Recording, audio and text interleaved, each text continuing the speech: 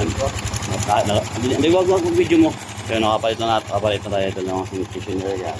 Maingat siya, di ba? Ayun, pag-adjust nito, dapat umaandar. Pag sirado dito, sirado dyan, dapat umaandar. Video mo. Kita natin yung konti-unti. Yan o, maingay yan. Sir. Gamitin natin ng kamay lang. Huwag natin gamitan ng tools. Yan. Hawang nawala na yung ingay, sabihin, okay na tension nun. Tapos ipitan mo na. Yan, ipitan natin dito yung 12 para hindi na mawala sa tension. So, huwag nyo gamitan ng tools to kasi pag gamitan ng tools, hindi yung matansya yung tension sa loob nyan. Yes. 12. Sa manual tensioner naman sir, dito naman, pag nag-adjust naman ito, mag-ingay siya, hindi biglaan. Maririnig mo siya, kaya mapapa-adjust mo pa siya.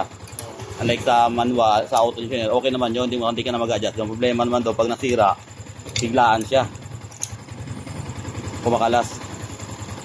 Okay, ganyan. Yes. Okay.